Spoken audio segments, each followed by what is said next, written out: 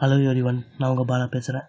உங்களுக்கு ஏதாவது மெடிசனுடைய benefit, side effects இல்லை வேறு ஏதாவது டீட்டெயில்ஸ் வேணும்னு நினச்சிங்கன்னா கீழே கமெண்ட்டில் அந்த மெடிசனுடைய நேமை டைப் பண்ணுங்கள். நான் அதுக்குண்டான வீடியோவை போஸ்ட் பண்ணுறேன். இந்த வீடியோ நம்ம என்ன தெரிஞ்சுக்க போகிறோம் அப்படின்னா, சால்புட்டமால் மற்றும் தியோஃபிலின் இந்த மருந்தினுடைய பயன்கள், பெனிஃபிட்ஸ் என்னென்ன, பக்க விளைவுகள், சைடு எஃபெக்ட்ஸ் என்னென்ன, இந்த மருந்தை எப்போ எடுத்துக்கணும், எந்த அளவுக்கு எடுத்துக்கணும், யாரெல்லாம் எடுத்துக்கணும், யாரெல்லாம் எடுத்துக்கிறதுக்கு முன்னாடி ரொம்ப கவனமாக முன்னெச்சரிக்கையாக இருக்கணும், இந்த மருந்து நம்ம உடம்புக்குள்ளே போய் எப்படி வேலை செய்யுது என்பதை பற்றி இந்த வீடியோ நம்ம முழுமையாக தெரிஞ்சுக்க போகிறோம்.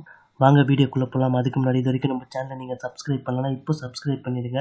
அப்படியே பக்கத்தில் இருக்க பெல் ஐக்கானையும் கிளிக் பண்ணிடுங்க. அப்போ தான் என்னுடைய அடுத்தடுத்த வீடியோக்கள் உங்களுக்கு நோட்டிஃபிகேஷனாக வந்து சேரும். ஃபர்ஸ்ட்டு இந்த மருந்தினுடைய பயன்கள், பெனிஃபிட்ஸ் என்னென்ன என்பதை தெரிஞ்சுப்போம். இந்த 2 மருந்தும் சேர்ந்து சுவாசிப்பதை ஈஸியாக்க உதவுது. அடுத்து ஆஸ்துமா சிம்டம்ஸை கண்ட்ரோல் பண்ண உதவுது. சிஓபிடி நோயாளிகளுக்கு ஈஸியாக சுவாசிக்க ஒரு நிவாரணமாக இந்த மருந்து இருக்குது. அதே போல் காற்றுக்குழாய் சுருக்கத்தை குறைக்க இந்த மருந்து பயன்படுது.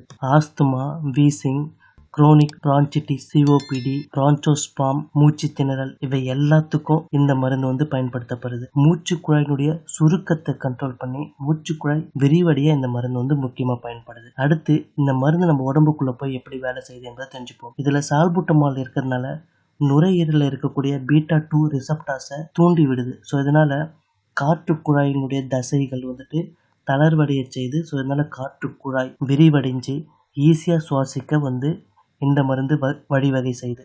அடுத்து தியோஃபிலின் பார்த்தீங்கன்னா காற்று குழாயை விரிவடைய செய்யுது, சுவாச தசைகளினுடைய செயல்பாட்டை மேம்படுத்துது. சில அழிச்சி இன்ஃப்ளமேஷன் செயல்களை சுவாச பாதையில் ஏற்படக்கூடிய இன்ஃப்ளமேஷன் நோய் தொற்றுகளை குறைக்க இந்த மருந்து பயன்படுது. இந்த 2 மருந்தும் சேர்ந்து காற்று குழாயை விரிவடைய செய்து ஈஸியாக காற்று உள்ளே போகவும் வெளியே வரவும், அதே போல் வீசிங் மற்றும் மூச்சு திணறலை கண்ட்ரோல் பண்ணவும், அதனுடைய சிம்டம்ஸை குறைக்கவும் இந்த மருந்து பயன்படுது. அடுத்து இந்த மருந்தை எந்த அளவுக்கு எடுத்துக்கணும், யாரெல்லாம் எடுத்துக்கணும், யாரெல்லாம் எடுத்துக்கிறதுக்கு முன்னாடி ரொம்ப கவனமாக இருக்கணும், இது எப்போ எடுத்துக்கணும் என்பதை தெரிஞ்சுப்போம். இந்த மருந்து உங்களுடைய டாக்டருடைய அட்வைஸ் படி உங்கள் நோயினுடைய தன்மைக்கேற்ப, உங்கள் வயதுக்கேற்ப, உங்கள் உடல்நிலைக்கேற்ப, உங்கள் நோயினுடைய தீவிரத்துக்கேற்ப இதனுடைய டோசேஜ் சேஞ்சஸ் ஆகும்.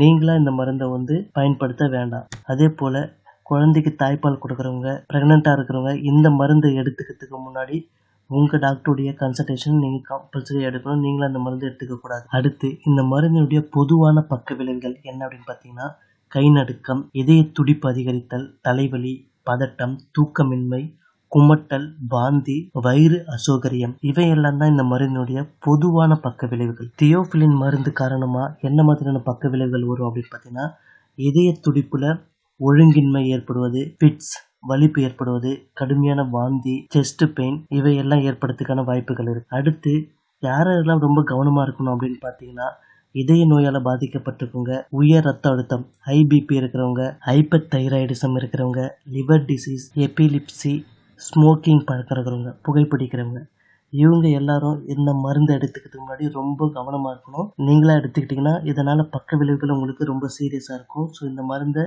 உங்கள் டாக்டர் கன்சல்ட் பண்ணிவிட்டு எடுத்துக்கோங்க. அடுத்து இந்த மருந்து எடுத்துக்கும் போது டீ, காஃபி, எனர்ஜி ட்ரிங்க் இதெல்லாம் சேர்த்து எடுத்துக்கிட்டீங்க அப்படின்னா உங்களுக்கு இதய துடிப்பு அதிகரிக்கும், நடுக்கம் ஏற்படுறதுக்கான வாய்ப்புகள் நிறைய இருக்குது. ஸோ இதே போல் உங்களுக்கும் வேறு ஏதாவது மருந்தினுடைய டீட்டெயில்ஸ் ஏதாவது தேவை அப்படின்னு நினச்சிங்கன்னா கீழே கமெண்ட்டில் அந்த மருந்தினுடைய நேமை டைப் பண்ணுங்கள். நான் அதுக்கு உண்டான வீடியோவை போஸ்ட் பண்ணுறேன், நீங்கள் பாருங்கள். இந்த வீடியோவை எல்லாருக்குமே ஷேர் பண்ணுங்கள். எல்லாருமே இந்த மருந்தினுடைய பயன்கள் என்னென்ன, பெனிஃபிட்ஸ் என்னென்ன, இது எப்படி வேலை செய்யுது, இந்த மருந்து எதுக்காக பயன்படுது என்பதை எல்லாருமே தெரிஞ்சுக்கிட்டோம். நம்ம வேறு ஒரு வீடியோவில் சந்திப்போம். நன்றி, வணக்கம்.